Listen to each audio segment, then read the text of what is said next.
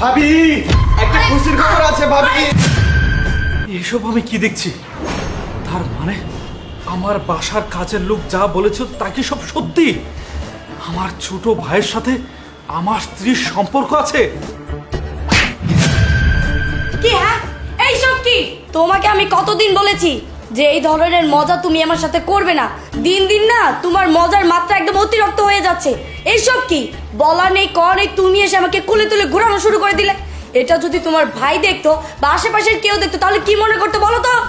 আজকে আমার মাস্টার্স পরীক্ষার রেজাল্ট দিয়েছে, আমি ফার্স্ট ক্লাস ফার্স্ট হয়েছি।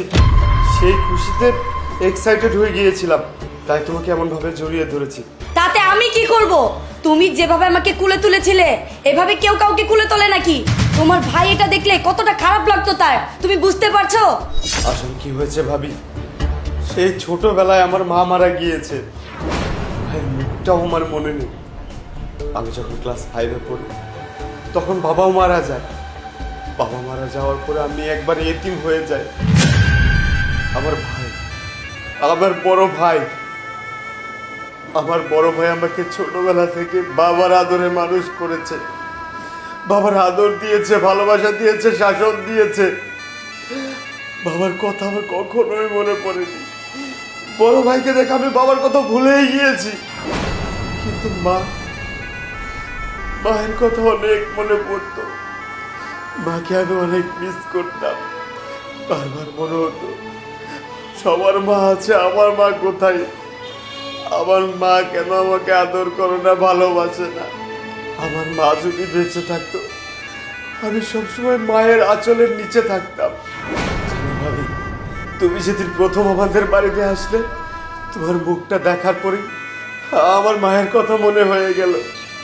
এরপর যখন তুমি তোমার ভালোবাসা, আদর, স্নেহ দিলে না, তোমার প্রত্যেকটা জিনিসের মধ্যে আমি আমার মাকে দেখতে পেতাম। আমার মাকে অনেক মিস করতাম। তুমি যখন আমাকে আদর করতে আমার কাছে মনে হতো আমার মা আমাকে আদর করছে। তুমি যখন আমাকে শাসন করতে আমার কাছে মনে হতো আমার মা শাসন করতো। জানো, একটা সন্তান যখন সব থেকে বেশি খুশি হয় তখন মায়ের কাছে আসে, তার মায়ের সাথে সবকিছু শেয়ার করে। আবার যখন একটা সন্তান সব থেকে বেশি কষ্ট পায় তার মায়ের আঁচলের নিচে এসে মুখ লুকায়। আমি ঠিক তেমনটাই ভেবেছি। আজকে আমার এত বড় একটা খুশির দিন, আর আমি আমার মাকে গিয়ে বলবো না, ভাবিকে বলবো না, এটা কি হয়? সেই খুশিতে আমি তোমাকে বলতে এসে জড়িয়ে ধরেছি। ভাবি, আমি বুঝতেই পারিনি খুশিতে এত বড় একটা ভুল করে ফেলবো। ভাবি, আমি বুঝতে পেরেছি আমার এরকম করাটা উচিত হয়নি।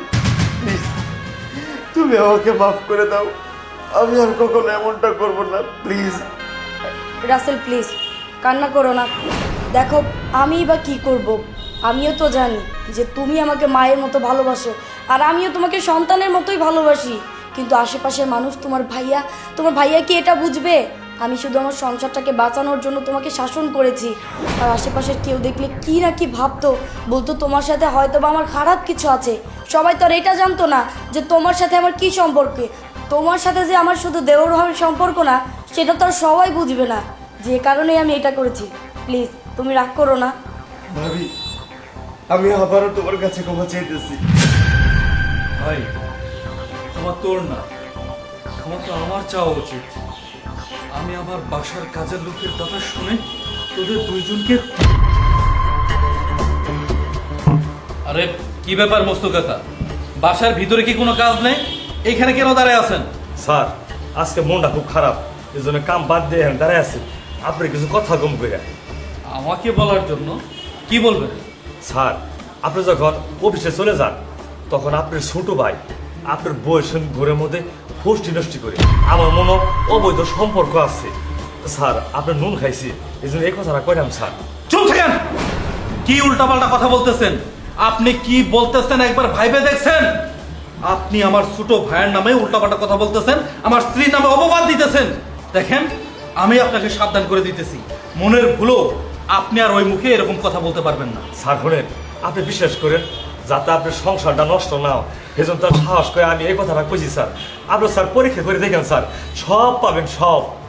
আচ্ছা ঠিক আছে, এই কথা যদি সত্যি কথা হয় তাহলে তো এর ব্যবস্থা আমি অবশ্যই নিব। আর যদি মিথ্যে কথা হয় আপনার কিন্তু খবর আছে, আমি বলে দিলাম আপনাকে আমি মানহানির মামলায় পুলিশে দিয়ে দিব। স্যার যাই দেন বালা। আচ্ছা ঠিক আছে, আপনি যান।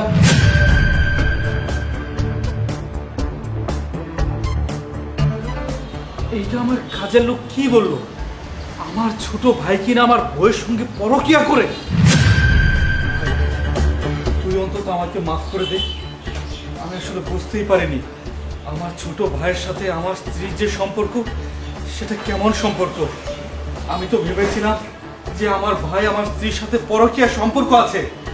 আমি এইটা ভেবে তোদের দুজনের ব্যাপারে কত কি না খারাপ ভেবেছিলাম, অথচ এদিকে যে একজন মা আর তার সন্তানের সম্পর্ক জড়িয়ে আছে সেটা আমি কখনোই বুঝতে পারিনি।